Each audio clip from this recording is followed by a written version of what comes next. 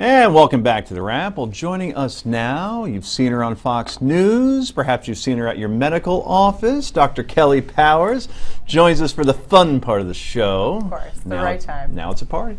The leader of a Washington State NAACP chapter is under investigation by the state, and this after identifying herself as black on a city job application.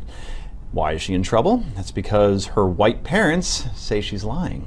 She's told herself, as well as she's told others, this erroneous identity of hers enough that by now she may believe it more than she believes the truth. Wow, looks a little different there. The 37-year-old Rachel Dolezal, who's been estranged from her parents for years, is standing by her claim. Would you identify yourself as an African American? I actually don't like the term African American. I prefer black, and I would say that if if I was asked, I would definitely say that yes, I do consider myself to be black. So, in a statement, the NAACP says racial identity was not a qualifying criteria for leadership in the group, and that it's standing by Dolezal. How does this get untangled, Ms. Powers? This is bizarre, really bizarre, blowing up all over social media. Before you answer, you are white, correct?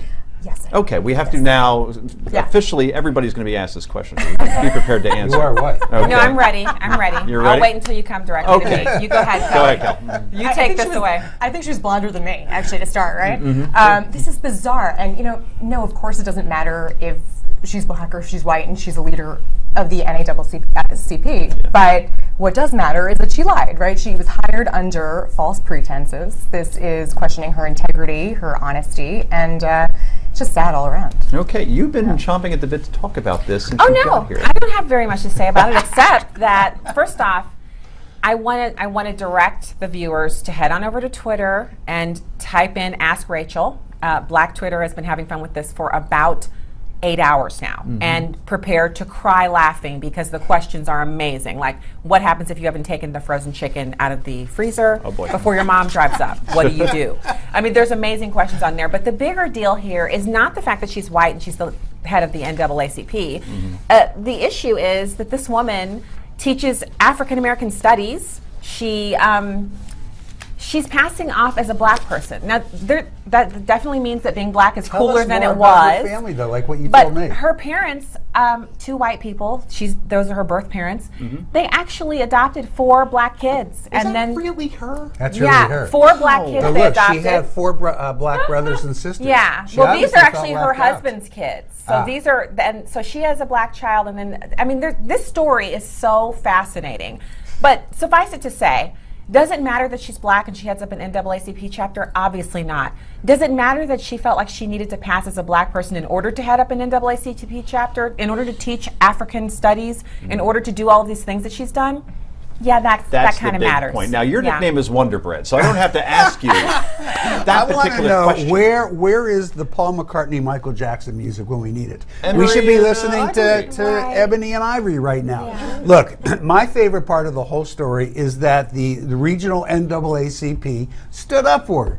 I think that's awesome. Apparently, she may not be really black, but she's done a heck of a good job as president of the Spokane chapter, and that's what matters. No, she shouldn't have lied about it, but as I was telling our new friend here, all of us white Jewish kids from the suburbs, we all think we're black. So, she just went a little further. Wow. So you would be on the continuum of my 50 shades of black. Yeah, I'm running for the NAACP leadership here in New York City. Okay, all right. It sounds good. I mean, if you do a good job, I think you could totally step into that. Yeah. I just feel like, for 1 second, can we just take this moment? It's cool enough to be black to pass. Yes. Boom. Okay. 2015. We're taking the moment. Life is taking a change. Meanwhile, in a related story, the owners of a barbecue joint north of Denver have caused quite a stir with their promotion, White Appreciation Day. The owners are Mexican American and say the promotion started out as a joke, But it got very serious after the place received some bomb threats. They say there's Hispanic Heritage Month, Black Heritage Month, months for just about every other ethnic group. They say White Appreciation Day was designed to celebrate all Americans. Okay, Rick, do these guys have a point? I don't know, but I feel very appreciated right now. You should. Thank you. The name of the barbecue joint is Rubbin' Butts Barbecue. Tremendous place. I'm ready to go visit and just check out the food. Kelly, you worked as a waitress there once, I believe, Oh, right? of course. On yeah. roller Aren't we going skates. there afterward? we are. That was Yeah. why I came today. I want to be All right. appreciated Wow. But for my whiteness. But bomb threats. And the best part is that the owners weren't even white. Yeah, no, Right. that's, Is that that's, true? that's, Yes. the That's twist great. in the story that's That's really fantastic. cool. Yeah. Mexican American. Okay. Well, coming up next, we stick with the whole race thing. In 2016 hopeful Ben Carson has an idea for a new government program. What is it? Ivory